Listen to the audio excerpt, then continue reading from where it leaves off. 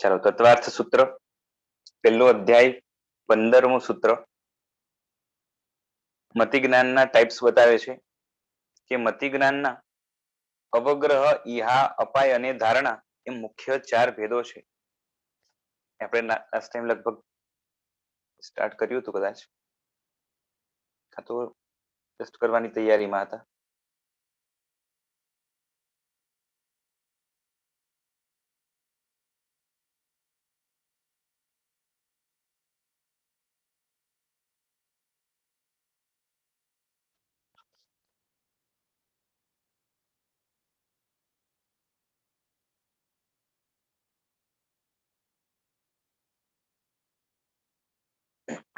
ચલો હવે એનું ભાષ્ય બતાવે છે.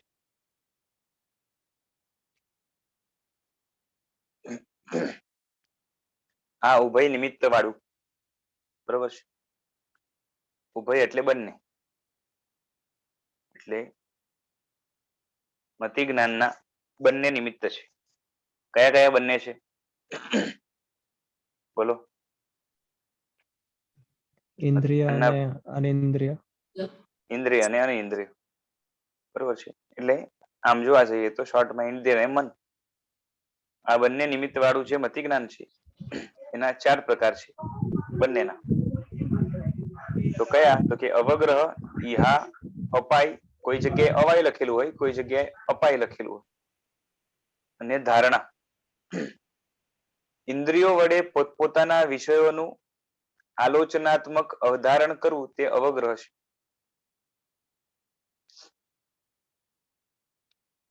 અવગ્રહ એટલે શું? તો ઇન્દ્રિય પોતાના, બધી ઇન્દ્રિયના પોતપોતાના વિષય છે, બરોબર છે. અને મનનો પણ પોતાનો વિચારાત્મક વિષય હોય. એ વિષયનું આલોચનાત્મક એટલે એક જાતનું જોવા રૂપે એને ગ્રહણ કરવું, એટલે કે એના જ્ઞાન કરવા માટે, એનો જે વિષય હોય એનું જ્ઞાન કરવા માટે ફોરવર્ડ થવું, બરોબર છે. એના માટે એ આગળ પુરુષાર્થશીલ બનવું, એ અવગ્રહ છે.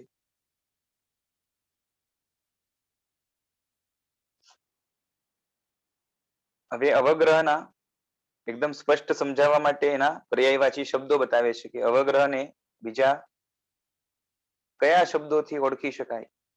તો કે અવગ્રહ બોલો, કે ગ્રહણ બોલો, કે આલોચન બોલો, કે અવધારણ બોલો, આ બધા એક જ અર્થવાળા શબ્દો છે. એટલે કે અવગ્રહને બરાબર એક્સપ્લેન કરવા માટે.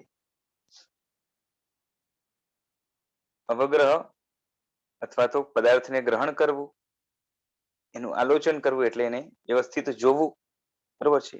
એને ધારણ કરવું એટલે અવધારણ કરવું. અવગ્રહ થયે છતે, આનું વિસ્તારથી એક્સપ્લેનેશન આવશે આગળ, એટલે અહીંયા એકદમ સ્પષ્ટ સમજાતું ના હોય તો પણ ચિંતા ન કરતા, કારણ કે એક્ઝામ્પલ સાથે આપણે એને લઈશું આગળ. અવગ્રહ થયે છતે અવગ્રહ દ્વારા જે પદાર્થના એક અંશનું ગ્રહણ કરી લીધું તે પદાર્થનો વિષય રૂપે નિશ્ચય કરવા માટે જિજ્ઞાસાથી થતી વિચારણા રૂપ ચેષ્ટા એ ઈહા છે, બરોબર છે. ચલો અહીંયા જ એક્ઝામ્પલ લેવો પડશે. દાખલા તરીકે, આમ તો આગળ આવશે પણ હમણાં કહી દઉં કે આંખ છે એ ઇન્દ્રિય છે ને, બરોબર છે. તો આંખની સામે કોઈ વસ્તુ પેલા આવે તો એ કંઈક છે એવો જે બોધ થાય, કંઈક છે એવો જે બોધ થાય, એ અવગ્રહ છે. પછી એમાંથી જિજ્ઞાસા થાય કે શું છે ભાઈ, તે જે જિજ્ઞાસા થઈ એને ઈહા કહેવાય. અને જિજ્ઞાસા પછી નિર્ણય કરવા માટે બોધ આગળ વધે કે શું છે, એટલે એના ઉપર વધારે ફોકસ થાય અને નક્કી થાય કે હા આ વસ્તુ છે, બરોબર છે. આ કલર છે, અથવા તો આવે છે, એટલે આંખ માટે તો કલર જ વિષય છે ને, એટલે આવો કલર છે એવો નિર્ણય થઈ જાય, તો એને અપાય કહેવાય કે અવાય કહેવાય, બરાબર છે. અને પછી એ થયેલો નિર્ણય એને ધારી રાખવું, જવા ન દેવું, એનું નામ ધારણા છે, બરાબર છે. તો અહીંયા જે લખેલું છે હવે એને આપણે વાંચીએ. અવગ્રહ થયે છતે અવગ્રહ દ્વારા અવગ્રહ થાય એના પછી અવગ્રહ દ્વારા જે પદાર્થના અંશનું ગ્રહણ કરી લીધું હોય તે બધા પદાર્થનો સમજો કે સામે પદાર્થ રેડ કલરનો છે, બરોબર છે, તો કંઈક છે, હજી રેડ છે એ નિર્ણય નથી થયો, પણ કંઈક છે એવો નિર્ણય થયો છે, બરોબર છે, કંઈક છે એવું જ્ઞાન થયું છે. એ જે કંઈક છે, બરોબર છે, એ જેના ઉપર કંઈક છે એવું આવ્યું, જે વસ્તુ ઉપર, હવે એનો વિશેષ રૂપે નિશ્ચય કરવા માટે કે કંઈક છે તો શું છે, એવી જે જિજ્ઞાસા થાય છે, બરોબર છે, એક જાતની આંતરિક વિચારણા છે, માનસિક વિચારણાની વાત નથી, અહીંયા ઇન્દ્રિયની વાત ચાલે છે ને એક્ઝામ્પલમાં, એક ઇન્દ્રિયની એક ચેષ્ટા જિજ્ઞાસા રૂપે કે શું છે, એને ઈહા કહેવાય, બરોબર છે. હવે ઈહા માટે કયા શબ્દ છે? ઈહા બોલો, ઉહા બોલો, તર્ક બોલો, પરીક્ષા બોલો, કેમ કે પરીક્ષા કરવી છે કે એક્ઝેક્ટ શું છે, નિર્ણય સુધી પહોંચવું છે, વિચારણા બોલો કે જિજ્ઞાસા બોલો, આ બધા જે છે ને આ બધાનો એક કોમન જે અર્થ નીકળે એ ઈહા માટે યોગ્ય છે, બરોબર છે, એટલે આ બધા શબ્દો પણ એક અર્થવાળા છે. પછી આગળ અવગ્રહ થયું, ઈહા થયું, આ તો ભાષ્ય ચાલે છે, ટીકામાં એનો વિસ્તાર આવશે. પછી અવગૃહિત થયેલા વિષયમાં આ સમ્યક છે, આ અસમ્યક છે, એ પ્રમાણે ગુણ દોષની વિચારણા ના અધ્યવસાય દૂર થવા, અર્થાત આ અમુક વસ્તુ છે એવો નિર્ણય તે અપાય, બરોબર છે. એટલે કે જ્યારે નિર્ણય તરફ આવે ને કે ભાઈ આ રેડ છે એટલે નક્કી થઈ જાય કે આ ગ્રીન નથી, યલો નથી, બ્લુ નથી, બરોબર છે, એટલે શું છે ને શું નથી એનો પરફેક્ટ નિર્ણય થાય, એનું નામ અપાય છે, બરોબર છે.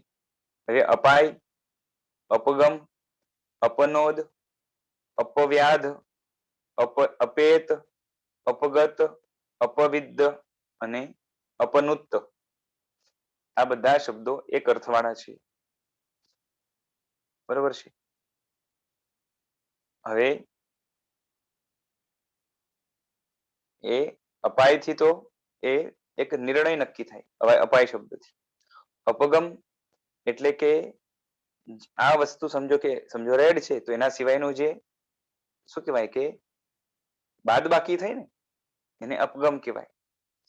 પછી અપનોદ શું છે, અપવ્યાધ શું છે, અપેત શું છે એ ખ્યાલ નથી, બરાબર છે. અપગત, અપવિદ્ધ અને અપનુત્ત એટલે એનો જે લિટરલ મિનિંગ થાય ઓરિજિન સાથે એ ખ્યાલ નથી આવતું. બાકી અપાય માટે વપરાતા એ બધા શબ્દો છે એ સંસ્કૃતની જાણકારી ને રીડિંગ નો જે હેબિચ્યુએટેડ પર્સન હોય એને ખ્યાલ આવે. હવે નક્કી થઈ ગયું કે પદાર્થ આ છે એને કહેવાય અપાય. હવે અપાય થી નક્કી થયેલો પદાર્થ એને સ્થિર કરવો, બરોબર છે, એને કહેવાય ધારણા. એટલે ધારણા એટલે યથા સ્વ પ્રતિપત્તિ, મતિ અવસ્થાન અને અવધારણ, બરોબર છે. ધારણાનો અર્થ શું બતાવે છે કે યથા સ્વ પ્રતિપત્તિ, મતિ અવસ્થાન અને અવધારણ. મતિ પ્લસ અવસ્થાનનું એ ભેગું કરીને એને મધ્યવસ્થાન કીધું છે. એટલે યથા સ્વ પ્રતિપત્તિ એટલે શું, તો કે પોતાને સ્વ છે ને પોતાને યોગ્ય સ્પર્શ વગેરે જે વિષયનો બોધ થયો હોય તેનો નાશ ન થવો, એટલે બોધને સ્થિર રાખવું, બરોબર છે. જે બોધ થયો એને કેવું, તો કે સ્થિર રાખવું, બરોબર છે. જે બોધનો સ્પર્શ નો હોય કે એ રૂપ નો હોય, જેનો પણ બોધ થયો એને જવા ન દેવું, એને સ્થિર રાખવું, એને નાશ થવા ન દેવું, એને યથા સ્વ પ્રતિપત્તિ કહેવાય. મતિ અવસ્થાન એટલે ધારણા રૂપ મતિનું રહેવું, બરોબર છે. મતિ જ્ઞાનના જ પ્રકાર છે ને, એટલે ધારણા રૂપે મતિનું રહેવું એટલે ધારણ કરી રાખવું, બરોબર છે. અને અવધારણ પણ એ જ અર્થમાં છે કે એને ધારી રાખવું, પૂર્વે અનુભવેલા વિષયનું જ્ઞાન થાય. પેલા અનુભવેલો વિષય છે એનું પેલા એટલે પેલાની ક્ષણોમાં જે વિષયને અનુભવ્યું, બરોબર છે, એનું જે જ્ઞાન છે, બરોબર છે, એ જ્ઞાન રહેવું, એનું ધારણ કરવું, સ્થિર થવું, એનું નામ અવધારણ. એટલે ધારણા, પ્રતિપત્તિ, અવધારણ, અવસ્થાન, નિશ્ચય, અવગમ, અવબોધ આ બધા એક શબ્દ, એક અર્થના શબ્દો છે, બરોબર છે. ધારણા બોલો, પછી પ્રતિપત્તિનો તો અર્થ બતાવ્યો કે નાશ ન થવા દેવા રૂપે અહીંયા અર્થ થાય છે. અવધારણ એટલે ધારી રાખવું, અવસ્થાન એટલે અવસ્થિત રાખવું, એટલે ધારી રાખવું, નિશ્ચય એટલે એને સ્થિર કરવું, પરફેક્શનની દ્રષ્ટિમાં. પછી અવગમ એ હવે ખ્યાલ નથી. અવબોધ એટલે આમ જોવા જાવ ને તો અવબોધ એટલે શું થાય કે બોધ જ થાય, બરોબર છે, કાં તો પરફેક્ટ બોધ એવો કંઈક અર્થ થતો હશે. એટલે આ રીતે એ બધા થયા. એટલે પરફેક્ટ બોધ કયા સેન્સમાં કે જે 4 સ્ટેપ્સ કીધા એમાં સૌથી છેલ્લો સ્ટેપ હોવાના કારણે અહીંયા બોધ પૂરો થાય છે. એ અર્થમાં અવબોધ અહીંયા ધારણા માટે મૂક્યું છે, બરોબર છે. જેમ જો અહીંયા અવધારણ શબ્દ વાપર્યું તો જે છે ને એ આપણે એ શું કહેવાય કે અવગ્રહ હતું ને ત્યાં પણ અવધારણ શબ્દ વાપર્યો જ હતો, બરોબર છે, પણ ત્યાં વિષયને અવધારણ કરવું, અહીંયા અવધારણ જ્ઞાનને, જે જ્ઞાન નક્કી થયું એને અવધારણ કરવું, એ અર્થમાં છે, બરોબર છે. હવે આ ભાષ્યમાં આ ચારેયની વ્યાખ્યા કરી અને હવે ટીકામાં એની વિસ્તૃત વ્યાખ્યા જે કરે છે એ આપણે જોઈએ કે અવગ્રહ, ઈહા, અપાય અને ધારણા જે મતિ જ્ઞાનના ભેદ છે એને હવે આપણે વિસ્તારથી થોડુંક જોઈએ. ઇન્દ્રિય નિમિત્ત અને અનિન્દ્રિય નિમિત્ત, આ રીતે બે નિમિત્તથી મતિ જ્ઞાન થાય છે અને એના કયા ભેદ થાય છે, અવગ્રહ વગેરે ભેદો છે. એ પ્રમાણે સૂત્રનો એ સામાન્ય સમુચિત અર્થ છે. વિશેષ અર્થ ભાષ્યકાર એ આગળ કહે છે લક્ષણ પ્રકારોથી જેનું પૂર્વે વર્ણન કર્યું છે. પેલા લક્ષણ પ્રકારથી જેનું વર્ણન કર્યું છે એ ઇન્દ્રિય નિમિત્ત, અનિન્દ્રિય નિમિત્ત અને ઇન્દ્રિય અનિન્દ્રિય નિમિત્ત જે મતિ જ્ઞાન એ સ્પર્શનાદિ એક એક ઇન્દ્રિયને આશ્રયને 4 પ્રકારનું છે, બરાબર ને. પાંચે ઇન્દ્રિયને આશ્રયને એના પ્રકાર કેટલા છે? 5 ઇન્દ્રિય અને છઠ્ઠું મન એટલે ટોટલ 6 અને એના પ્રકાર બધાના 4 4, અવગ્રહ, ઈહા, અપાય ને ધારણા એટલે 6 4 24. પછી અવગ્રહના પણ ભેદ આગળ પાડશે, 2, વ્યંજન અવગ્રહ અને અર્થ અવગ્રહ, બરાબર છે.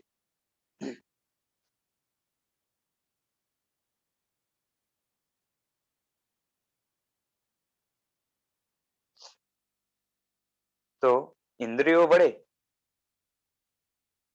પોતપોતાના વિષયોનું આલોચન, અવધારણ તે અવગ્રહ.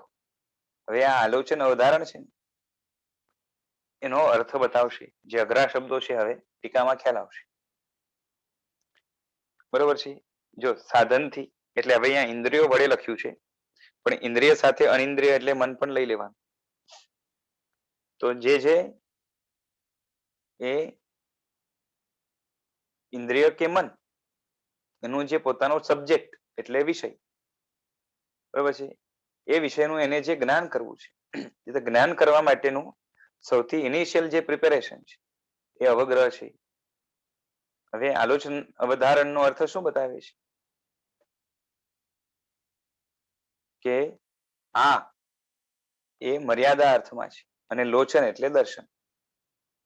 અહીં ભાવાર્થ આ છે કે મર્યાદાથી એટલે પોતાના વિષયની મર્યાદાથી, કે કોઈ ઇન્દ્રિય છે એ બીજા વિષયને ગ્રહણ નહીં કરે, પોતાના વિષયને ગ્રહણ કરશે, એટલે એનું એ મર્યાદા છે અને એનાથી એનું જે દર્શન, બરોબર છે, એ આલોચન છે, બરોબર છે. એટલે આમ જોવા જઈએ તો અવગ્રહ છે એ જ્ઞાન છે કે દર્શન છે?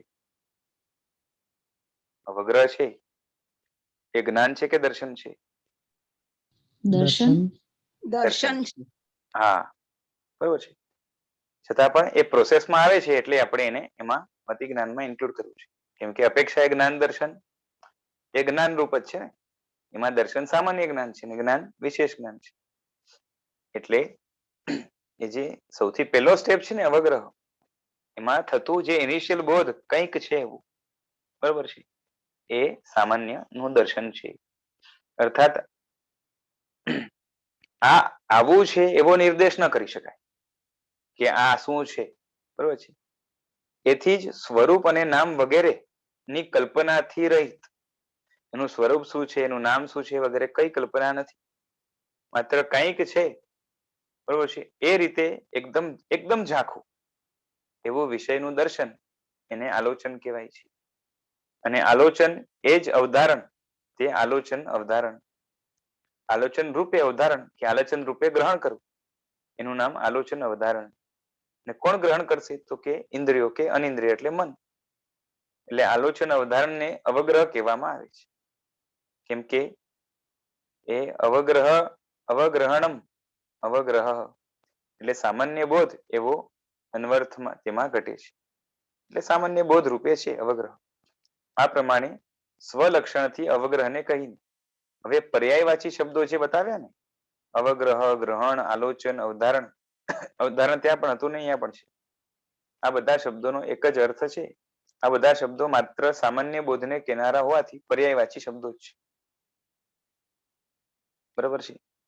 અવગ્રહ બોલો, ગ્રહણ બોલો, આલોચન બોલો કે અવધારણ બોલો, એ બધું જ એ સામાન્યને ગ્રહણ કરનાર હોવાથી, સામાન્ય બોધરૂપ હોવાથી બધા, એટલે કોઈ જગ્યાએ આલોચન શબ્દ આવે, ઉદાહરણ શબ્દ આવી, એનાથી અવગ્રહ લેવાનો.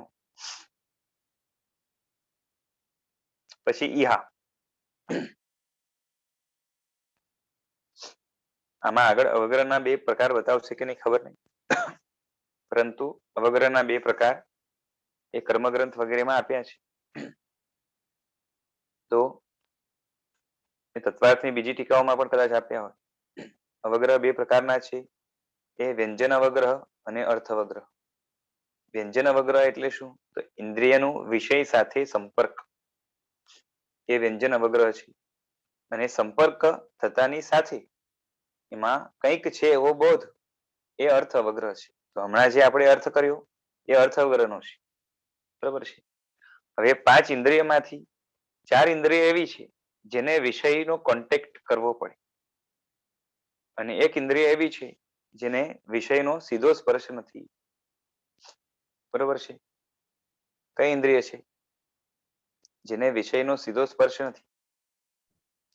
આંખ. આંખ, બરાબર, એટલે ચક્ષુ ઇન્દ્રિય.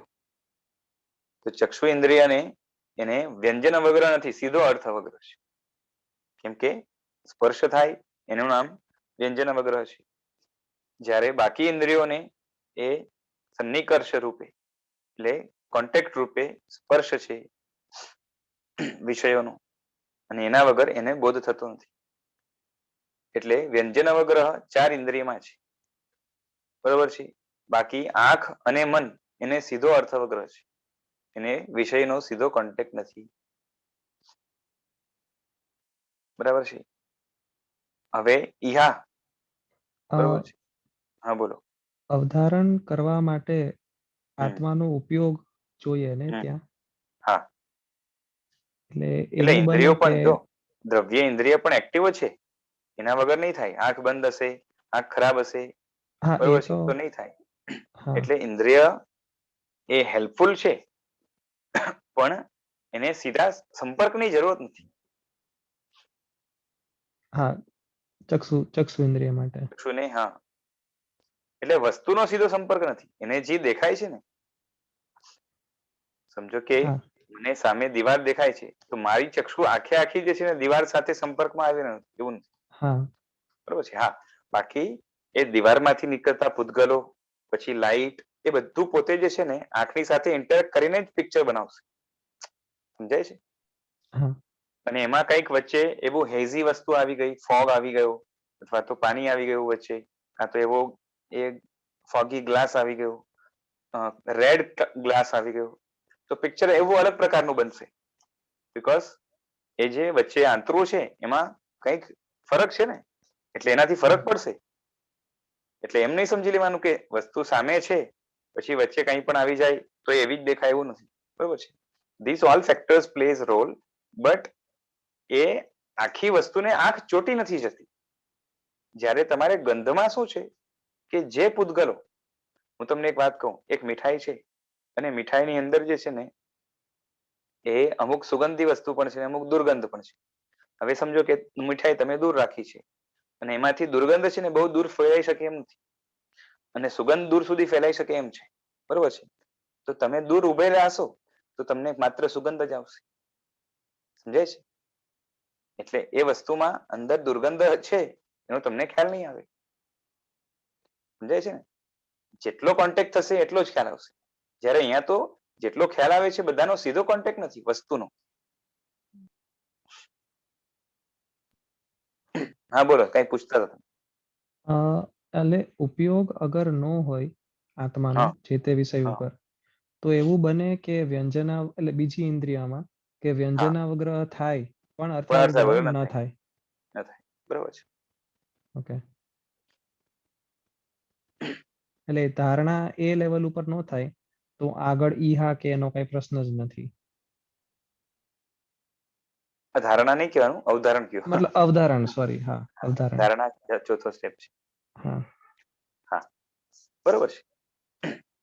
ઉપયોગ વગર અર્થ વગર નહીં થાય. વ્યંજન વગર હોવા છતાં ઉપયોગ વગર જે છે ને અર્થ વગર નહીં, બરાબર છે. ઓકે. અને આવું તો જે છે ને સીધું એ રોજ બને જ છે. કેમ કે આપણે કાલે જ વાત થઈ એટલે પેલા મનોવિજયમાં કે એક સમયે કોઈ પણ એક ઇન્દ્રિય કામ કરતી હોય એટલે પોતાના વિષયને જાણવા માટે, ગ્રહણ કરવા માટે તો પાંચે ઇન્દ્રિય કામ કરી શકે છે.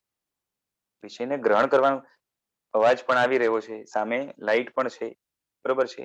એ સુગંધ કે દુર્ગંધના પૂતગલો પણ નાકમાં સતત જઈ રહ્યા છે અને ટેસ્ટી ખોરાક પણ જે છે ને કે ટેસ્ટલેસ કે જે પણ હોય જેવું તેવું એ પણ છે, કોઈ તમને સ્પર્શ કરી રહ્યું છે, બધું સાથે ચાલુ છે ને. વ્યંજન વગેરે તો બધા જ છે, રાઈટ?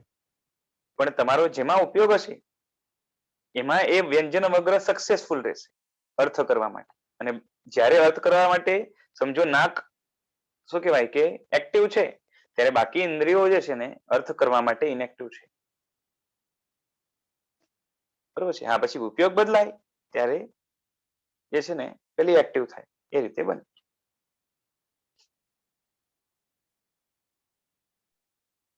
બહુ સૂક્ષ્મ નથી.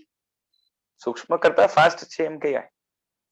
સૂક્ષ્મ તો છે પણ એટલું ફાસ્ટ ઉપયોગ બદલાય છે.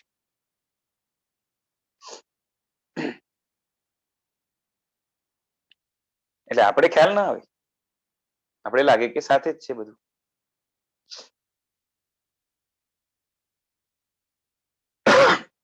હવે ઈહા તો ઈહા એક જિજ્ઞાસા રૂપ છે.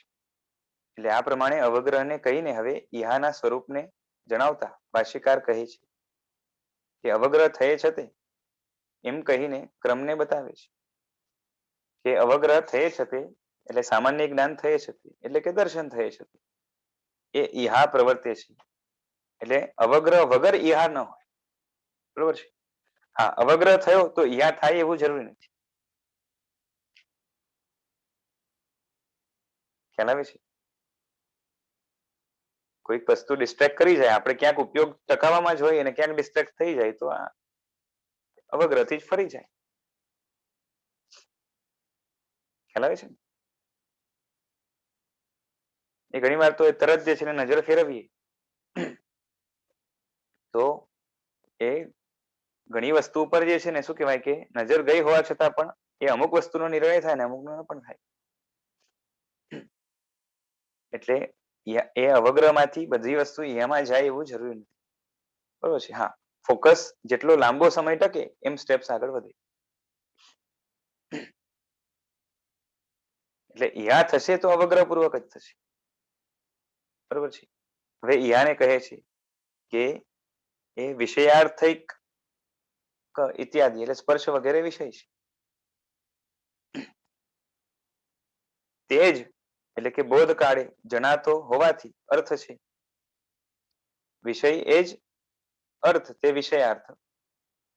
અવગ્રહ દ્વારા જે પદાર્થના એક દેશને ગ્રહણ કર્યો છે તેના શેષ અંગોને જાણવા માટે શું એ મૃણાલ સ્પર્શ છે કે સર્પ સ્પર્શ છે એ પ્રમાણે થતી વિચારણા એ ઈહા છે.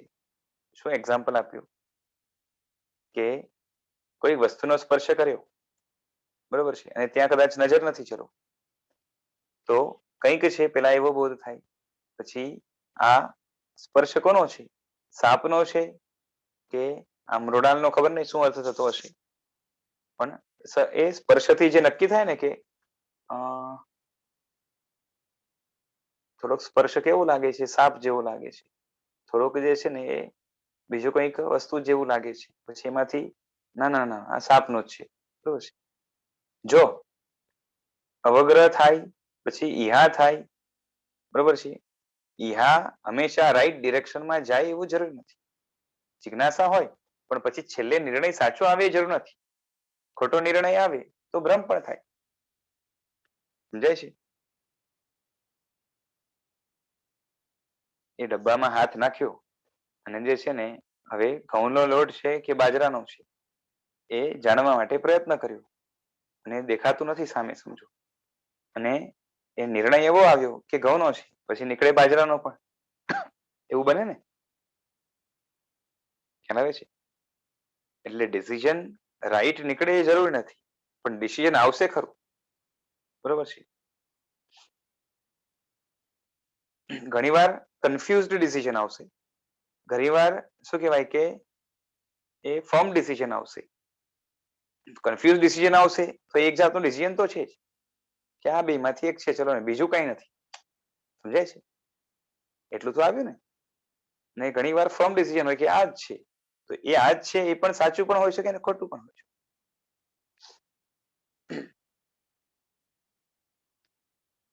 એટલે અવગ્રહ દ્વારા જે પદાર્થ નો એક દેશ જાણ્યો, કેમ કે ઇન્દ્રિય છે ને એ પદાર્થના એક દેશને જ જાણી શકે છે. રંગને જાણશે કે રૂપને જાણશે, એ કોઈ પણ એક ઇન્દ્રિય સ્પર્શને જાણશે. એટલે હવે એને જાણવા માટે, વિશેષ એને જાણવા માટે જે ઉપયોગ આગળ પ્રવર્તે છે જિજ્ઞાસા રૂપે, બરોબર છે. હવે કોઈને સંદેહ થાય કે આ યા એ જિજ્ઞાસા રૂપ છે કે સંશય રૂપ છે, બરોબર છે. તો યા છે ને એ શું છે જાણવાની ઈચ્છા રૂપ છે, ડાઉટ રૂપ નથી, બરોબર છે. હા, યામાંથી આગળ ડાઉટ પેદા થઈ શકે, પણ હમણાં તો શું છે એવી જિજ્ઞાસા છે, બરોબર છે. એટલે કોઈ પૂછે છે કે આ યા સંશય રૂપ છે, તો કે યા સંશય રૂપ નથી, કારણ કે સંશયમાં એ આ મૃણાલનો સ્પર્શ છે. કોઈને અર્થ ખબર છે મૃણાલનો? મૃણાલ કોને કહેવાય? નથી આપણે ખબર. એક્ઝામ્પલ, ઠીક છે, આપણે એક્ઝામ્પલ તરીકે રસ્સી લઈએ, ચલો ને, એ રસ્સી છે કે સાપ છે, બરોબર છે. કમળની દાંડી હોઈ શકે. કમલની દાંડી હશે. મૃણાલિકા કહીએ ને આપણે, મૃણાલિકા. હા તો હશે. આ તો ચલો ને, કમળની દાંડી છે કે સાપ છે, બરોબર છે. એવો જે છે ને એવી વિચારણા કરવા માટે ચિત્ત, ચિત્ત એટલે મન, એ કુંઠિત થઈ ગયેલું હોવાથી, વિશેષ વિચારણા ન કરવાથી કોઈ એકનો પણ નિર્ણય કરવા જીવ સમર્થ થતો નથી. સંશયમાં શું છે કે ડિસિઝન ન આવે, પર્ટિક્યુલર વસ્તુ માટે ડિસિઝન ન આવે. જ્યારે યામાં તો શું છે કે અવગ્રહથી જે માત્ર સ્પર્શનું જ્ઞાન થયું કે આ સ્પર્શ છે, કંઈક તો છે, બરોબર છે. પછી આગળ આ મૃણાલનો છે કે સર્પનો સ્પર્શ છે, એ પ્રમાણે વિશેષ વિચારણા થાય છે.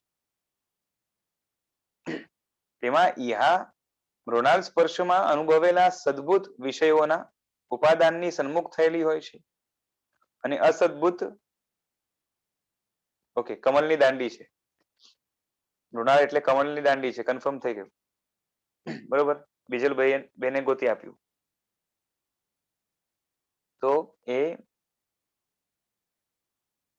શું કહેવાય કે એ મૃણાલ સ્પર્શમાં, એટલે કે કમળની દાંડીના સ્પર્શમાં અનુભવેલા સદભુત વિષયોના ઉપાદાનની સન્મુખ થયેલી હોય છે, અને અસદ્ભુત વિષયોના ત્યાગની સન્મુખ થયેલી હોય છે. કેમ કે સમજો કમળની દાંડીનો સ્પર્શ કર્યો તો આ સાપ છે કે કમળની દાંડી છે? ના ના, સાપ નથી. સાપની તો છે ને થોડી ખરબચડી હોય ને, આમ હોય ને તેમ હોય ને, બરોબર છે. એમ કરતા કરતા નક્કી થયું કે ભાઈ આ મૃણાલનો સ્પર્શ છે, બરોબર છે. અને આમ પણ શું છે, ઈહા પોતે જિજ્ઞાસા રૂપ છે, કોઈ કન્ફ્યુઝન કે નિર્ણય રૂપ નથી, બરોબર છે. એટલે સંશયમાં અને ઈહામાં સમાનતા નથી, બરોબર છે. તો આગળ હજી સ્પષ્ટ કરવા માટે પૂછે છે કે સંશય અને ઈહામાં સમાનતા નથી તો ઈહા શું છે? તેને કહે છે કે પદાર્થના વિશેષ સ્વરૂપનો નિશ્ચય કરવા માટે જે જિજ્ઞાસા થાય છે, બરોબર છે, એ જિજ્ઞાસાથી થતી વિચારણા રૂપ ચેષ્ટા, બરોબર છે. જે એક જિજ્ઞાસા છે કે શું છે, અને એના માટે એક વિચારણા રૂપે એક પ્રોસેસ, બરોબર છે, એને ઈહા કહેવાય છે, બરોબર છે. એટલે એક પર્ટિક્યુલર કન્ફાઇન્ડ ડિરેક્શનમાં એ સાચો શું છે એ જાણવા માટેનું જે છે ને શું કહેવાય કે એક પુરુષાર્થ વિચારણા રૂપે, બરોબર છે, મંથન રૂપે એને ઈહા કહેવાય છે. એટલે આ પ્રમાણે સ્વલક્ષણથી ઈહાનું નિરૂપણ કરીને ઈહાના જ પર્યાયવાચી જે શબ્દો છે એ બતાવ્યા કે ઈહા એને ઉહા પણ કહેવાય, બરોબર છે, તર્ક પણ કહેવાય, પછી પરીક્ષા પણ કહેવાય, કેમ કે એમાં પરીક્ષા છે, વિચારણા છે, જિજ્ઞાસા છે. આ બધા શબ્દો એક અર્થવાળા છે. એ સામાન્યથી આ બધા શબ્દો ઈહાવાચક હોવાથી, સામાન્યથી આંશિક ભેદ તો હોય બધા શબ્દોમાં, પણ એક કોમન જે એની સેન્ટ્રલ લાઈન ચાલે એના આધારે બધામાં જે કોમન અર્થ નીકળતો હોય એ લેવાનો. પછી એના પછી આવે છે અપાય, બરોબર છે. હવે અપાય શબ્દ આપણે પેલા જોયો હતો, ક્યાં જોયો હતો? તત્વાર્થમાં.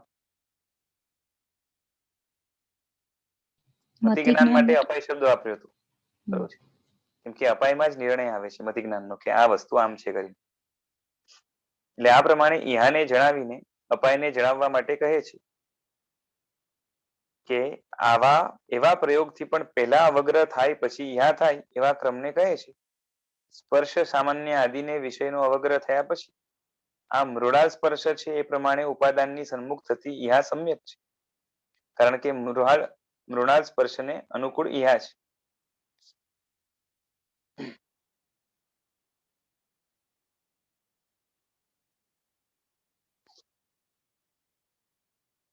અહીંયા નીચે છે ને ફૂટનોટ છે, એમાં એક સ્પષ્ટતા કરી છે કે ટીકાની અંદર જે છે ને ચેષ્ટા શબ્દ છે, ચેષ્ટા એટલે ચેષ્ટા એટલે આમ સામાન્યથી લોકોને એક્શન એવું લાગે, એટલે કન્ફ્યુઝન ન થાય માટે ગુજરાતી અનુવાદમાં ચેષ્ટાનો વિચારણા એવો અર્થ લખ્યો છે. એટલે ઈહાનો વિચારણા અર્થ બહુ પ્રસિદ્ધ પણ છે, બરોબર છે. અને ટીકાની બોધ સ્વતત્વ આત્મ વ્યાપાર રૂપ એ પંક્તિનો શબ્દાર્થ આ પ્રમાણે છે કે સ્વ સ્વરૂપ વાળા અથવા સ્વ સ્વરૂપમાં રહેલા આત્માનો વ્યાપાર એ બોધ છે. આત્મા પોતે જ્ઞાન સ્વરૂપ છે, એથી જાણવું એ આત્માનો વ્યાપાર છે, બરોબર છે, આત્માની ક્રિયા છે. આત્માનું લક્ષણ શું છે તો કે ઉપયોગ છે. ઉપયોગ એટલે બોધ રૂપ વ્યાપાર, એટલે કે એ સ્પષ્ટ વર્તમાન જ્ઞાન એને ઉપયોગ કહેવાય. ચલો હવે અહીંયા અપાયમાં આવી જઈએ ઉપર કે એ પેલા તો સ્પર્શ સામાન્ય આદિ વિષયને અવગ્રહ થયા પછી કે ભાઈ કંઈક છે, પછી એમાં આગળ આવે કે ભાઈ એ હજી આગળ વધીને કે એ શું છે, મૃણાલ સ્પર્શ છે કે સર્પ સ્પર્શ છે. તો અગર સમજો કે કમળની દાંડી હોય તો પછી એની ઈહા કમળની દાંડીના ડિરેક્શનમાં જાય, અને સર્પનો સ્પર્શ હોય તો સર્પની ડિરેક્શનમાં જાય, બરોબર છે. એટલે મૃણાલ હોય કે કમળની દાંડી હોય તો એ દિશા એને અનુકૂળ ઈહા થાય, એટલે એ દિશામાં આગળ વધે. ને ડિસિઝન આવી જાય કે આ કમળની દાંડી છે પરફેક્ટ, તો એને અપાય કહેવાય છે. બરોબર છે. એટલે હવે સમજો કે મૃણાલ સ્પર્શ છે તો મૃણાલ તરફ જતી ઈહા એ સમ્યક છે અને સર્પ તરફ જતી ઈહા એ અસમ્યક કહેવાય, કારણ કે મૃણાલ સ્પર્શને અનુકૂળ ઈહા નથી.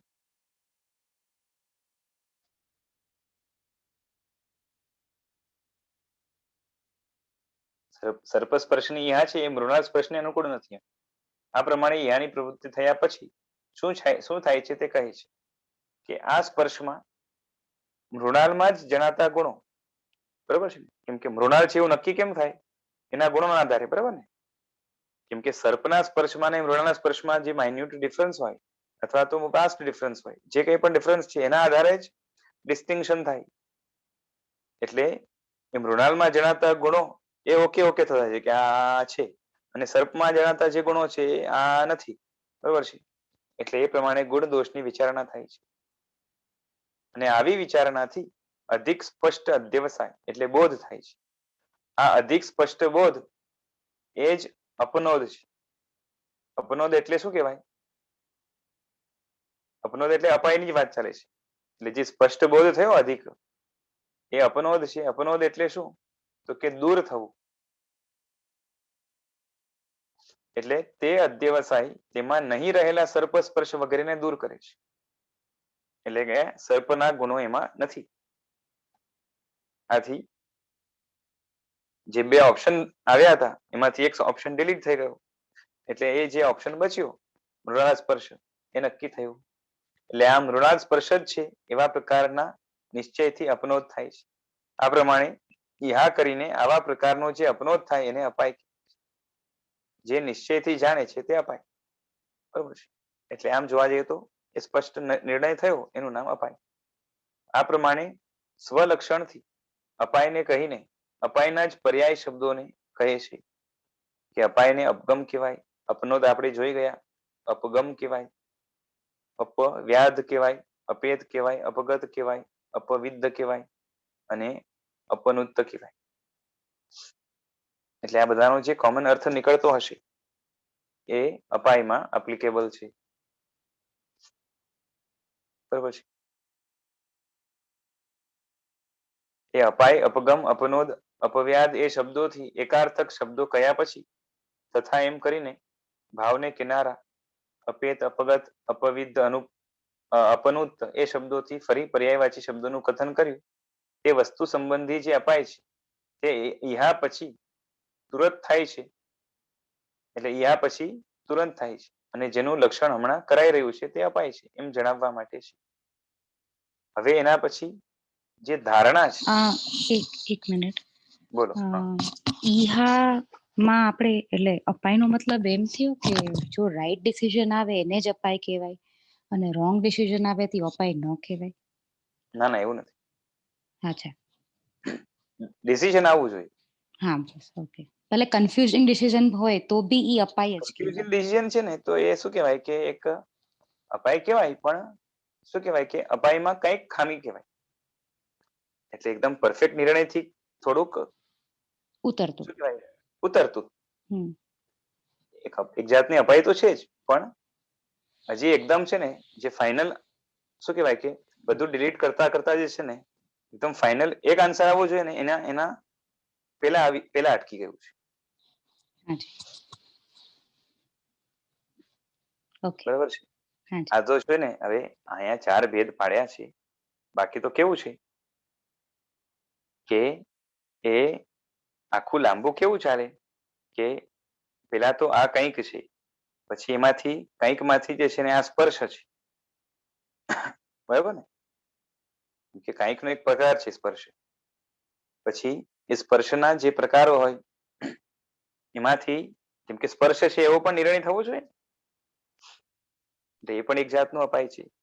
પછી એમાં પણ એ હજી કેવો સ્પર્શ છે તો કે ગરમ કે ઠંડો એનો નિર્ણય અલગ કરવો પડે. પછી ચીકણો છે કે એ વૃક્ષ છે એનો આખો એક જુદો નિર્ણય થાય, કેમ કે સ્પર્શ એક ના હોય ને. કોઈ પણ વસ્તુમાં કેટલા 2 સ્પર્શ હોય છે ને ઓછામાં ઓછા 2 કે 4 છે. એ સોફ્ટ ને હાર્ડ છે ને એ બધામાં હોય એવું જરૂરી નથી, બરાબર?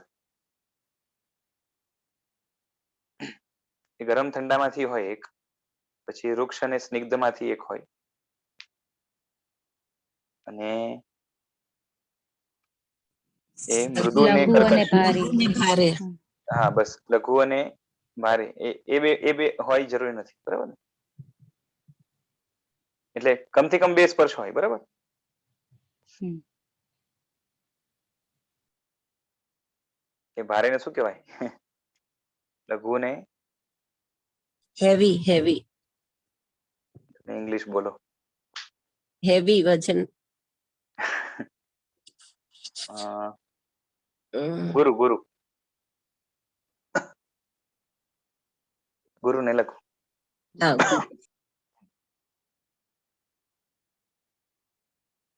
હવે એ ધારણા કે જે કંઈ પણ નક્કી થયું, એ સ્પષ્ટ થયું, અસ્પષ્ટ થયું, બરોબર છે, એને ધારી રાખવું એનું નામ ધારણા. એટલે આ પ્રમાણે અપાયને કહીને હવે ધારણાને કહેવાની ઈચ્છાથી ભાષ્યકાર કહે છે કે એ ધારણા લક્ષ્ય છે, બરોબર છે. એટલે કે ફાઇનલ ડેસ્ટિનેશન મતિનું એ છેલ્લે ક્યાં આવીને પૂરું થાય છે? તો કે ધારણામાં. ધારણાના ત્રણ ભેદ છે: અવિચ્યુતિ, વાસના અને સ્મૃતિ. એમાં પેલા અવિચ્યુતિ શું છે એ બતાવે છે કે પોતાને યોગ્ય મૃણાલ સ્પર્શ વગેરે જે વિષય બોધ થયો એને નાશ ન થવા દેવો, બરોબર છે. એટલે નાશ ન થવો, અર્થાત મૃણાલ નાશ ન થવા દેવો એ પુરુષાર્થ છે, અને એમાં એના કારણે નાશ ન થાય એનું નામ અવિચ્યુત. વિચ્યુત ન થાય, અર્થાત મૃણાલ સ્પર્શ વગેરે જે વિષયનો અપાય થયો તે વિષયનો ઉપયોગ ટકી રહે, બરોબર છે. તે પ્રતિપત્તિ યથાસ્વ એટલે કે અવિચ્યુતિ ધારણા છે.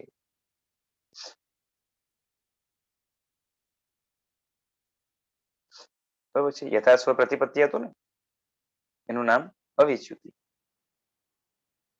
હવે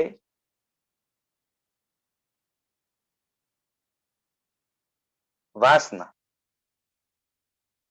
કે અન્ય વિષયમાં ઉપયોગ થવા છતાં જેનો અપાય થયો હોય તે અપાય વાળી મતિનું શક્તિ રૂપે ટકવું, તે મતિ અવસ્થાન જેને વાસના રૂપે કહેવાય છે કે ધારણા કહેવાય છે, બરોબર છે.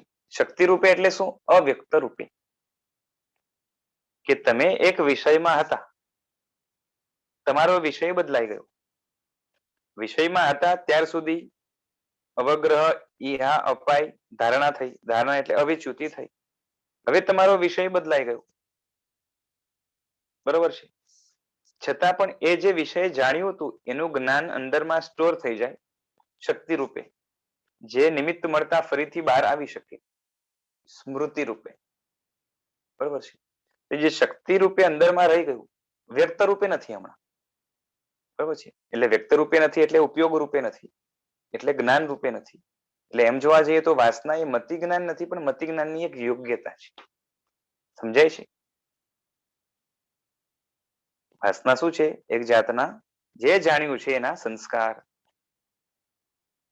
એટલે મતિનું અવસ્થાન, મતિ જ્ઞાન જે થયું એનું અંદરમાં અવસ્થાન થયું આત્મામાં શક્તિ રૂપે, બરોબર છે. એને ધારણા કહેવાય છે, એ વાસના ધારણા કહેવાય છે.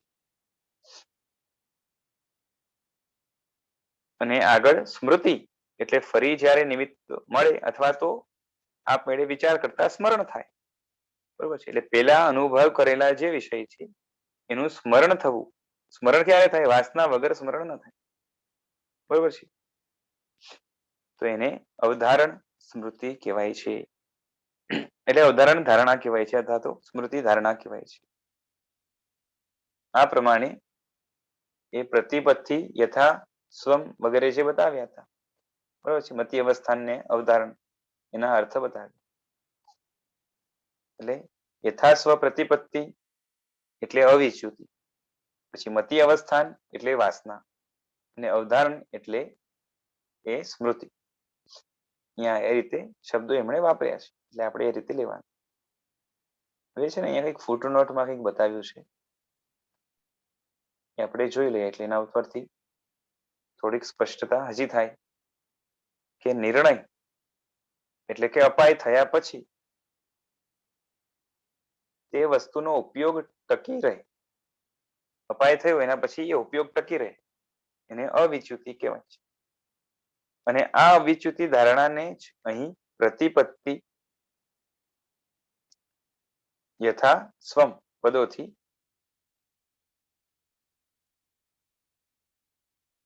જણાવી છે. અવિચ્યુતિ ધારણાથી આત્મામાં તે વિષયના સંસ્કાર પડે. અવિચ્યુતિ ચાલે અને એના કારણે સંસ્કાર પડે અને આ સંસ્કાર એનું નામ વાસના. આ વાસના ધારણાને જ અહીં મતિ અવસ્થાનમ એ પદથી જણાવી છે. આત્મામાં પડેલા સંસ્કારો નિમિત્ત મળતા જાગૃત બને. બરોબર છે. એ નિમિત્ત સામે વસ્તુ આવે અથવા તો વિચારણા થાય. એથી પૂર્વ અનુભૂત વસ્તુનું જે પ્રસંગે સ્મરણ થાય, પૂર્વ અનુભૂત વસ્તુનું કે પ્રસંગનું સ્મરણ એનું નામ જ સ્મૃતિ ધારણા અને એને જ અહીંયા અવધારણ પદથી જણાવી છે. બરોબર છે. એટલે અવિચ્યુતિથી વાસના થાય અને વાસનાથી સ્મૃતિ થાય. હવે અવિચ્યુતિ જેટલી સ્ટ્રોંગ હોય એટલી વાસના સ્ટ્રોંગ હોય. બરોબર છે. અને વાસના જેટલી સ્ટ્રોંગ હોય એટલી સ્મૃતિ માટેનો સ્કોપ પણ જે છે ને વધારે હોય.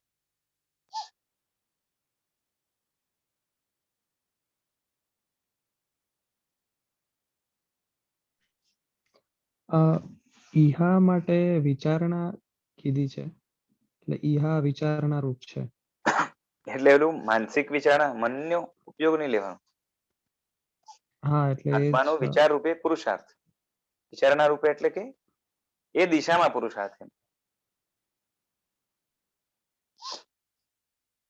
એ દિશામાં પુરુષાર્થ. ઓકે. એટલે માનસિક તો વિચાર એટલે ને તો પછી દ્રવ્યમનનો ઉપયોગ આવી જશે. હા, એટલે એકચ્યુઅલી એવું જ લાગે છે કે ઈહા અપાઈને ધારણા એ બધું મન જ એકલું કરતું હોય ને એવું લાગે છે. અવગ્રહ જ ખાલી ઇન્દ્રિય કરતી હોય.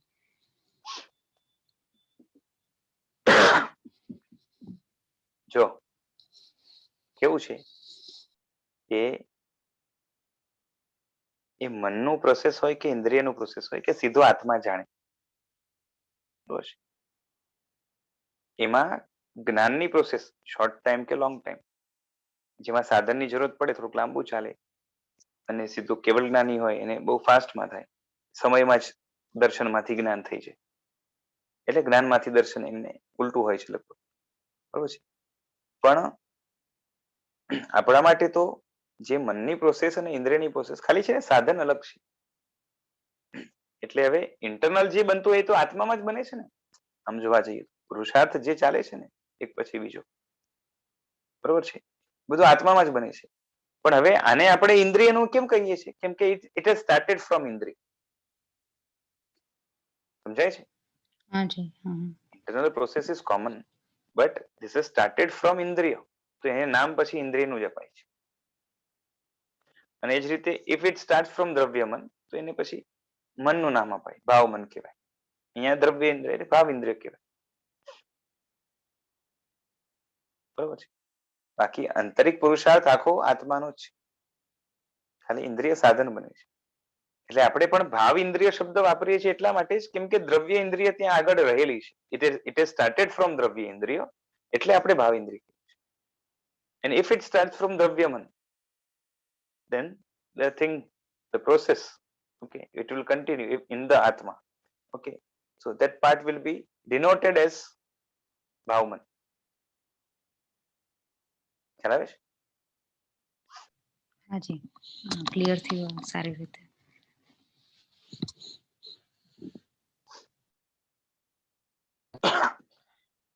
એટલે ધારણા જે છે એમાં વાસના અને સ્મૃતિ એ બંને પણ મતલબ જેને મન નથી એને થાય જ છે. તો એવું હશે કે એને ઓછા પ્રમાણમાં થાય છે મનની કમ્પેરિઝનમાં. બની શકે. આમ તો કેવું છે, જે લોકોને મન હોય છે ને એની જ્ઞાન શક્તિ આમે ઘણી વધારે વિકસિત હોય છે. એટલે બને એમાં કઈ વાંધો નથી.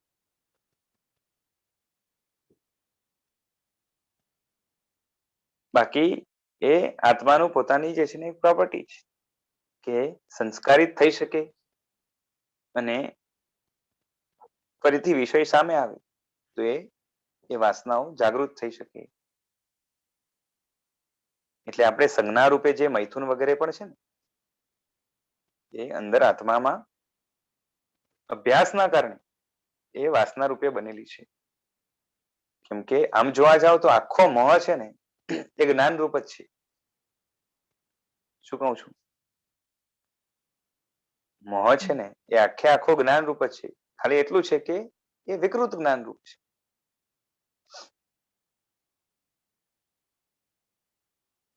એટલે હવે શું થશે કે આ બધામાં આ મતિ જ્ઞાનનો જયારે પ્રોસેસ ચાલે અને ત્યારે એ સાથે તો વિષયનો સન્નિકર્ષ થાય ને અને એમાં કંઈક સુખની અનુભૂતિ થઈ જાય તો એને લાગે કે આ સ્પર્શ તો બહુ સારું, મારા માટે ઉપયોગી.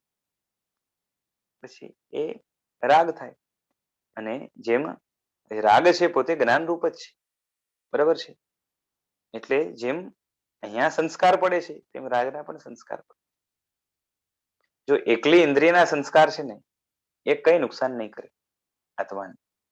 કેમ કે શું છે, કલર છે રેડ, બરોબર છે, એ જોયું અંદર સંસ્કાર રૂપે ઉતરી ગયું પાછું રેડ આવ્યું તો રેડ, એમાંથી આત્મા વિકૃત નથી બનતો. રેડ ને રેડ રૂપે જાણે શું વાંધો છે, બરોબર છે. એ સોફ્ટ ને સોફ્ટ રૂપે જાણે તો શું વાંધો છે, કઈ વાંધો નથી, બરોબર છે. ગરમ ને ગરમ રૂપે જાણે તો શું વાંધો છે, પણ અનુકૂળ અને પ્રતિકૂળ રૂપે જાણે છે ને એ તકલીફ થાય છે. એના પણ સંસ્કાર સાથે પડે છે. ખ્યાલ આવે છે? એટલું જ્ઞાન કઈ નુકસાન નથી કરતું. મોહ ભળે છે ને ત્યાંથી તકલીફની શરૂઆત. ઓછું જ્ઞાન કે વધારે જ્ઞાન એ આત્મા માટે નુકસાનકારક જે છે ને કે ફાયદાકારક એવા ક્રાઇટેરિયા નથી. પણ ઓછું જ્ઞાન કે વધારે જ્ઞાન મોહ ભળે તો નુકસાન કરે. એટલે સમ્યક કે મિથ્યા જ્ઞાનના પ્રકાર એ મોહના આધારે છે, એકલા જ્ઞાનના આધારે નથી. ઓછા જ્ઞાન વાળો પણ જે છે ને મોહના અધિકારથી રહિત હોય તો એને નુકસાન ઓછું છે, બરોબર છે. એટલે ઓછું મોહ હોય તો આ પ્રમાણે હવે સ્વલક્ષણથી આજે બતાવ્યું એ ધારણાને કઈ. હવે ધારણાના જ પર્યાયવાચી જે શબ્દો છે બતાવે છે કે ધારણા, પ્રતિપત્તિ, એ અવસ્થાન, નિશ્ચય, અવગમ, અવબોધ, આ બધા શબ્દોનો એક જ અર્થ છે. અર્થાત આ શબ્દો સામાન્યથી, બરોબર છે, એના બીજા અર્થ પણ થાય પણ સામાન્યથી અહીંયા ધારણા રૂપે અર્થને કહેનારા હોવાથી એનો આનાથી અર્થભેદ નથી, એક અપેક્ષા. હવે જેમ સ્પર્શનેન્દ્રિયથી સ્પર્શની ઉપલબ્ધિમાં ભાવના કરી, જેમ એક્ઝામ્પલ આ લોકોએ સ્પર્શનેન્દ્રિયનું આપ્યું, એ જ રીતે રસનેન્દ્રિયનું પણ લઈ લેવાનું, એ ચક્ષુઇન્દ્રિયનો પણ લઈ લેવાનું, પછી એ શ્રોતેન્દ્રિયનો પણ લઈ લેવાનો, ઘ્રાણેન્દ્રિયનો પણ લઈ લેવાનો.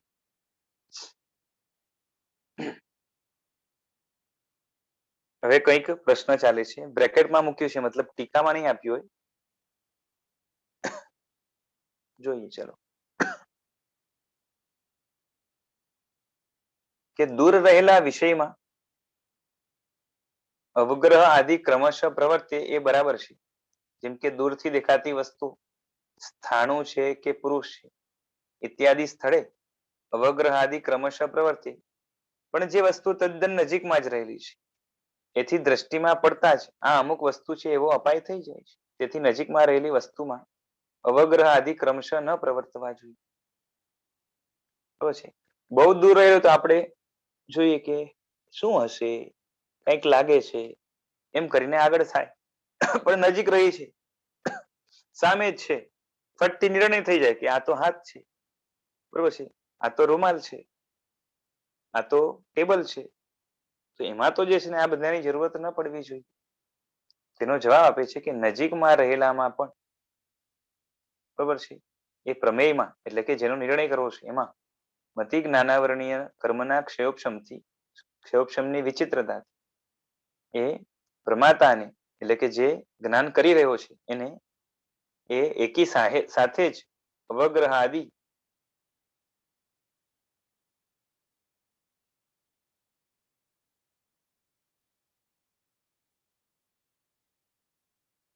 આ પ્રમાણે જ વર્તે છે, પ્રવર્તે છે. તથા અવગ્ર આદિ કથનચિત નહીં જાણેલા વિષયને એ જણાવનારા હોવાથી બધા જ પ્રમાણ છે.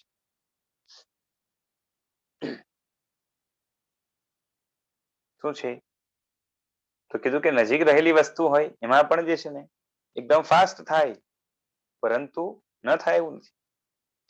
કેમ કે ઉપયોગ બદલાયો છે ને, હમણાં જોયું એટલે ઉપયોગ બદલાયો એટલે એનો નિર્ણય કરવો છે, પણ એ ફાસ્ટ થાય એવું બને, પણ ક્રમથી જ જશે. બરોબર છે. અને પાછા આ બધામાંથી પ્રમાણ શું છે તો કે ઈહા અપાય ધારણા એ જે છે ને અવગ્રહ ઈહા અપાય કે ધારણા કોણ પ્રમાણ છે તો કે બધા જ પ્રમાણ છે. કેમ કે જેને જાણ્યું નથી એને જણાવે છે, અને જે કંઈ પણ જાણે છે એ શું કહેવાય કે પ્રમાણરૂપ છે.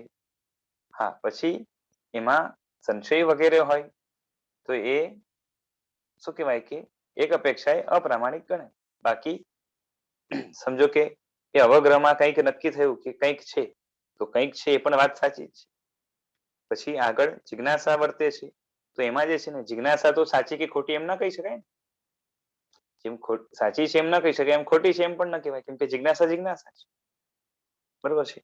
અને કોઈક ડિરેક્શનમાં જઈ રહી છે એટલે ઈહાને પણ ખોટી ન કહેવાય. પછી એ અપાય છે એ તો નિર્ણય રૂપ છે એટલે એ પ્રમાણે છે, અને ધારણા પણ પ્રમાણે છે. હા, પછી એ શું કહેવાય કે ખોટી દિશામાં ગઈ હોય તો એને અપ્રામાણિક જ્ઞાન થાય એવું બને. બરાબર છે.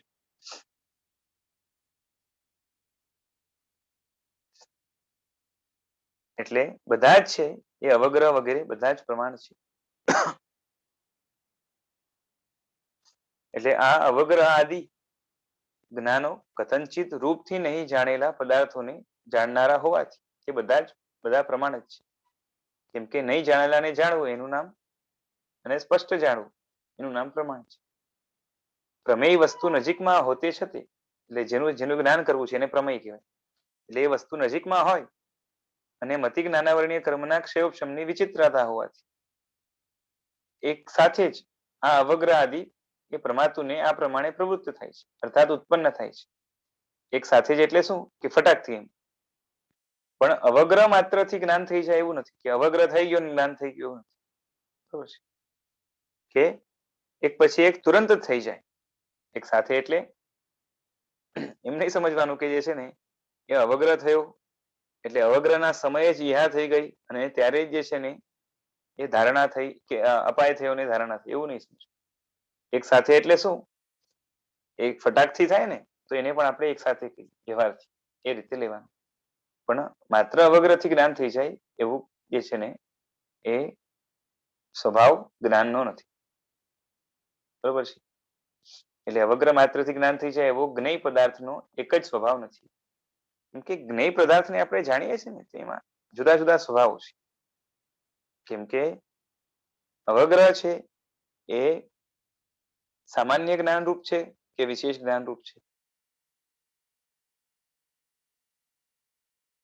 સામાન્ય જ્ઞાન. સામાન્ય જ્ઞાન રૂપ છે. બરોબર છે. અચ્છા, હવે એક વાત સમજો કે ઈહામાં પણ જે છે ને જે ડિફરન્શિએટ કરવાનું થાય છે, બરાબર છે, તો એમાં પણ જેટલા વિકલ્પો છે એ બધા વિકલ્પ સમ્યક છે. બરોબર છે. રાઈટ ડિરેક્શનમાં જાય તો સમ્યક છે. કેમ કે એમાં એક ઘણું બધું જ્ઞાન સમાયેલું છે એમાં. કે એ સમજો કે એ મૃણાલ સ્પર્શ છે કે સર્પનો સ્પર્શ છે. તેમાં જો આ સ્પર્શ આવા પ્રકારનો છે, ખરબચડો છે અથવા તો લીસો છે, એ બધું છે ને એ મૃણાલના સ્પર્શને નિર્ણય કરવા માટે એના બધા ગુણધર્મો જે આવે છે બધું પણ જ્ઞાનરૂપ જ છે ને, અને એ બધું પણ પ્રામાણિક છે. બરાબર છે. એટલે આ રીતે જે છે ને એ બધા એ પ્રમાણ જ છે, અને એ બધા પાછા વસ્તુના પોતાના સ્વભાવરૂપ છે. કે મૃણાલ છે એટલે કમળની દાંડી છે એ પોતે બરોબર છે કંઈક છે એ પણ સાચું છે. પછી ખાલી કંઈક છે એવું નથી, એ પોતે કમળની દાંડી છે એ પણ સાચું છે. એનો આવો સ્પર્શ છે એ પણ સાચું છે. એની આટલી સોફ્ટનેસ છે, આટલું લીસાપણું છે, આટલું જે છે એની વેક્સિનેસ છે, એ બધું સાચું છે, અને એ બધું જ જે છે ને આની અંદર ઇન્ક્લુઝિવ છે. એટલે જ્ઞેય પદાર્થનો એક સ્વભાવ નથી, અનેક સ્વભાવ છે, અને એ આખા પ્રોસેસમાં અનેક સ્વભાવનો યુઝ થાય છે વસ્તુને નિર્ણય કરવા માટે. માટે ખાલી અવગ્રહથી એટલે કે સામાન્ય જ્ઞાનથી વિશેષ જ્ઞાન થઈ જાય એવું જરૂર નથી. એટલે થાય જ નહીં, કેમ કે વિશેષ જ્ઞાન જુદું છે, સામાન્ય જ્ઞાન જુદું છે. બરોબર છે.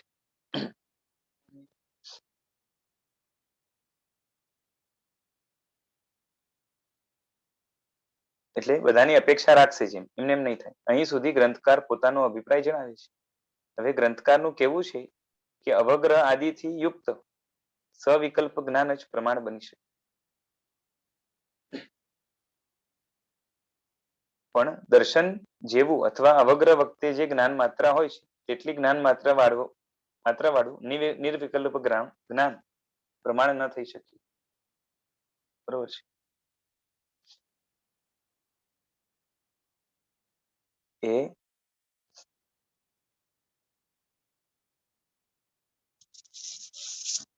શું કહે છે કે અવગ્રહ આદિથી યુક્ત સવિકલ્પ જ્ઞાન એ જ પ્રમાણ બની શકે. પણ દર્શન જેવું અથવા તો અવગ્રહ વખતે જે જ્ઞાન માત્ર હોય તેટલી જ્ઞાન માત્ર વાળું નિર્વિકલ્પ જ્ઞાન પ્રમાણ ન થઈ શકે. બરોબર છે. એટલે જે સામાન્ય જ્ઞાન થાય છે ને અવગ્રહ વખતે, એ પ્રમાણ ન થઈ શકે. એ એક અપેક્ષા એ ગ્રંથકાર કહે છે. બરોબર છે. આગળનું જે સવિકલ્પ જ્ઞાન છે, સવિકલ્પ જ્ઞાન એટલે શું કે ઓપ્શન્સ માંથી પસાર થતું જ્ઞાન એટલે કે વિશેષ જ્ઞાન. વિશેષ જ્ઞાન હોય એ જ છે ને પ્રમાણ થઈ શકે, અને માત્ર કંઈક છે એ પ્રમાણ ન થઈ શકે.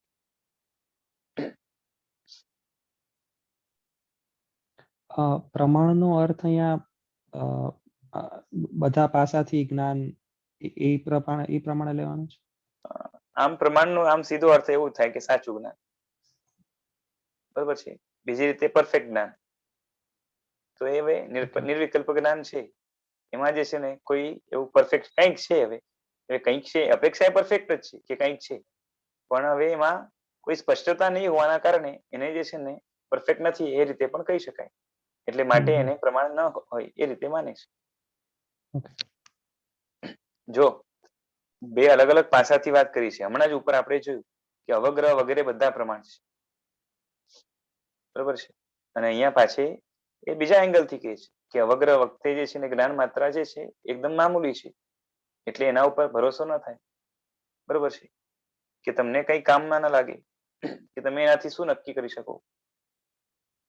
હું તમને કહું કે જે છે ને કંઈક લઈ આવો, બરોબર છે, તો તમે શું કરો? એટલે એનાથી વ્યવહાર ના થાય. એટલે કઈક એશ્યોર્ડ કઈ વસ્તુ હાથમાં ન આવી, એટલે એ અપેક્ષા એ વાત. હવે એમાં જે છે ને મતનું ખંડન કરશે આગળ. જો નિર્વિકલ્પ જ્ઞાન પ્રમાણ નથી, એના આધારે હવે આગળ ચલાવશે. આપણો ટાઈમ થઈ ગયો. બોલો. ઈહા દરમિયાન જે હજી તમારે વધારે અવગ્રહ કરો, એટલે જાણે સ્પર્શની વાત છે, તમે વિચાર કરી રહ્યા છો કે શું છે, અને એ વિચારમાં હેલ્પ માટે તમે હજી સ્પર્શ કરો. ઓકે, કાપડ છે તો શેનું કાપડ છે, તો તમે હજી વધારે સ્પર્શ કરો, તો એ પણ એ અવગ્રહ જ કહેવાશે, કેમ કે એ સાવ સામાન્ય જ્ઞાન નથી.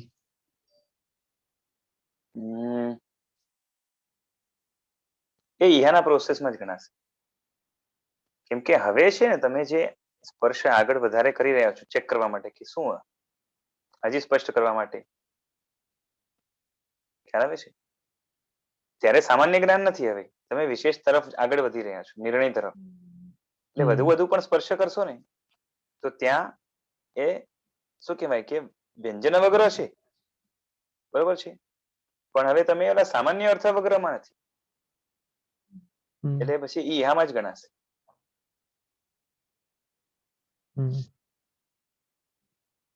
ખ્યાલ આવે છે? તમે પેલા નક્કી કર્યું કે જે છે ને શું કહેવાય કે એ લીસું છે કે ખરબચડું છે, તમારું ધ્યાન થઈ ગયું. બરોબર છે.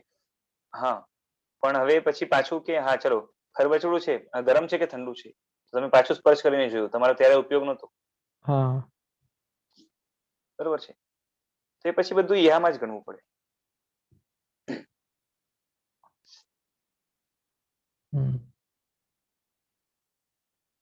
અને જે ડિસિઝન આવ્યું કે લીસું છે ખરબચડું છે, એટલે એ તો અપાય થઈ ગયું, પણ એ તરફની પ્રોસેસ છે એટલું જ ભાગ ઈહા થયો. હા, એટલે હવે તો કેવું થાય કે એ ઘણા બધા અપાયનું છેલ્લે એક અપાય થાય એવું પણ થાય ને. હા હા હા, તમારે તમે એક વસ્તુ નક્કી હા. કરવી છે, કે પણ એની આવું પેલા આવું આવું બધું જ હા છે પેલા એ ગુણધર્મોના વિકલ્પોમાં આવ્યા. એ બધા ગુણધર્મોનો અપાય થયો. પછી એ બધામાંથી એક વસ્તુ નક્કી થઈ, એ ફાઇનલ અપાય થયો. એ બને. તો પછી શું કરવું પડે ખબર છે? કે એક અપાય થયા પછી એની પર ધારણા હોય, અવિચ્યુતિ હોય, પછી વાસના હોય કે ના હોય એ પછી આપણા ઉપર ડિપેન્ડ કરે છે. પણ એ ગરમ છે એ નક્કી થઈ ગયું પછી હવે એ લીસું છે કે ખરબચડું, એના માટે પાછો સ્પર્શ કરો તો આમ જોવા જાવ તો આખી પ્રોસેસ પાછી ચાલે. એ રીતે પણ બને. ઘણા બધા અપાયનું જે છે ને એ પછી એમાં તો હવે છે ને સૂક્ષ્મતાથી તમે જોવા જાવ તો તમે એક નિર્ણય જે કર્યો ને એને તમારે ધારી રાખવું પડે. અને હવે તમે you are trying to find out બીજો ગુણધર્મ, તો ત્યારે તમારે એ વાસના બની ગઈ હોય, કેમ કે તમારો ઉપયોગ ત્યાં બીજી વસ્તુમાં છે. હા, એટલે પેલું જે ડિસિઝન હતું એ વાસના બની ગયું. એ વાસના બની ગઈ. પછી બીજું આવ્યું, એને તમે વાસના બનાવી દીધી. પછી ત્રીજું, અને એમ કરીને તમારે હવે નક્કી કરવું છે કે આ શું છે એક્ઝેક્ટલી. તો એ બધાની સ્મૃતિ કરવી પડે એક સાથે, બરોબર છે. સ્મૃતિ કરીને કનેક્ટ કરીને તમારે શું કરવું પડે? એટલે સ્મૃતિ જ્યારે તમે કરો, હા, તો ત્યારે એને ઉપસ્થિત કરીને કનેક્ટ કરો તો એમાંથી એક નવો અપાય આવે. હા, એટલે સ્મૃતિનો ઉપયોગ થયો ઈહામાં. હા, એટલે એમાં પણ વિચાર ના ચાલે, કનેક્ટ કરવા માટે એક વિચાર ના ચાલે ને પાછી, એટલે ઈહા થઈ.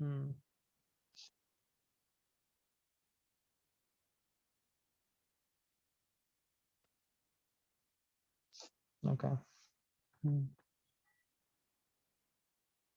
પ્રોસેસ. ચલો, હવે આ નિર્વિકલ્પ જ્ઞાન પ્રમાણ નથી અને બૌ જ લોકો નિર્વિકલ્પ જ્ઞાનને પ્રમાણ માને છે. એના ઉપર કઈક ખંડન મંડન ચાલશે, નેક્સ્ટ ટાઈમ જોશું. આજે સમય થયો, રાખીએ. જેના વિરુદ્ધ કઈ બોલાય હોય તો ઈચ્છા પ્રણામ. પ્રણામ. પ્રણામ.